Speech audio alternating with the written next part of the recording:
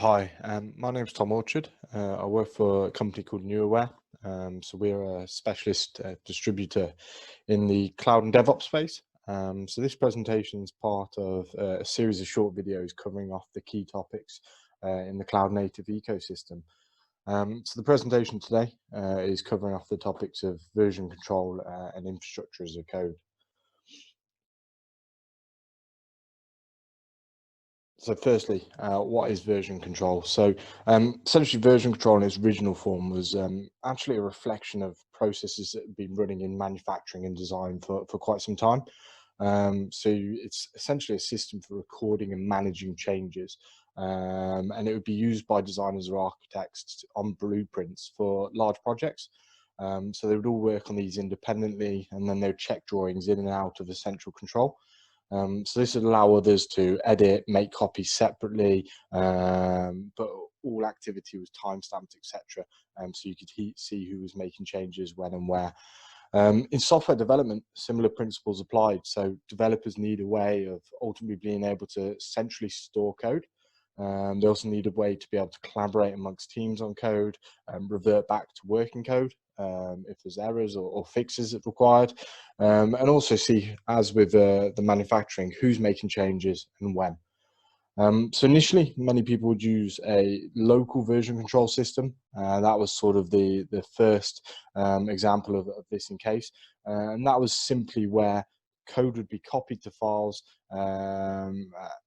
and stored in a timestamp directory. So super easy to do, but extremely error prone. Then sort of moved on, as you can see, to a centralized version control system.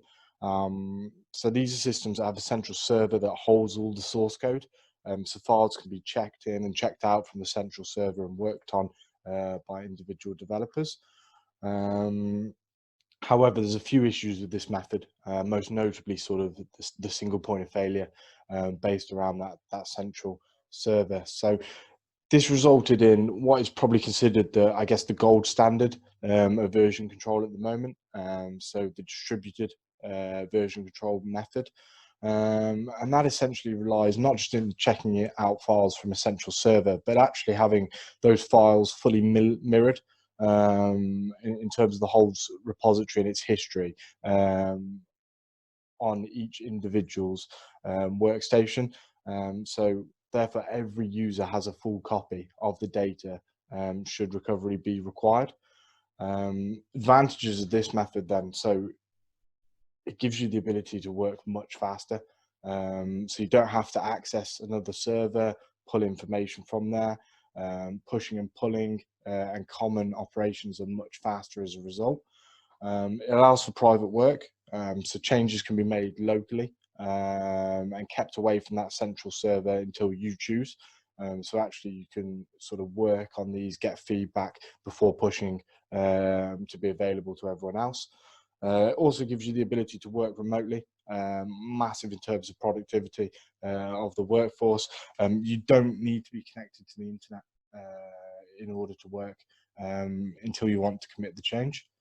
We alluded to this next point, no single point of failure. That's massive. Every single copy effectively acts as a remote backup with all the data, all the history of everything that's been worked on up to that point. And it also allows for different development methods, etc., to be used, such as branching or dictator lieutenant workflow. And I think sort of most common version control systems you'll come across at this stage are Git, usually managed by GitHub or GitLab. In terms of disadvantages of the distributed version control, there's a couple, not too huge. So if a project contains large files that you're unable to compress, they can consume storage quite quickly. That said, most files are text only and can be compressed, so it doesn't tend to be an issue. And sometimes if there's a long history of chain sets, downloading these at the start can take some time.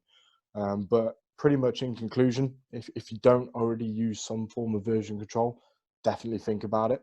If you're already using local or centralized versions, then perhaps think about the benefits of looking at a more distributed method. So next, infrastructure as a code, infrastructure as code. Sorry.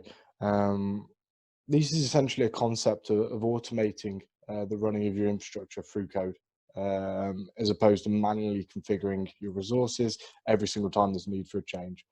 So this can be in any environment. If you utilize tools like Terraform, perhaps from HashiCorp, and to understand the advantages, I guess, of this sort of new way of looking at things, it's important to sort of look at where we are currently.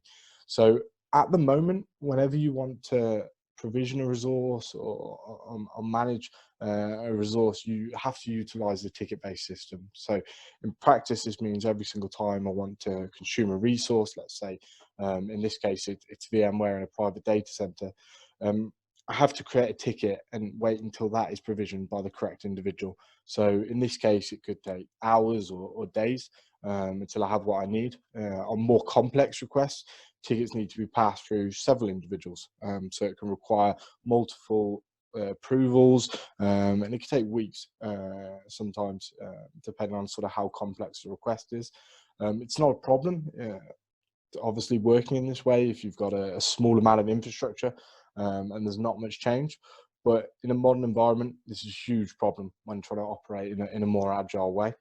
So the real solution here is to as we said, implement some form of infrastructure automation. So whether it's a tool like Terraform, as we mentioned, this will allow you to automate the provisioning of the infrastructure and move away from the slow, labor-intensive process of sort of manually configuring.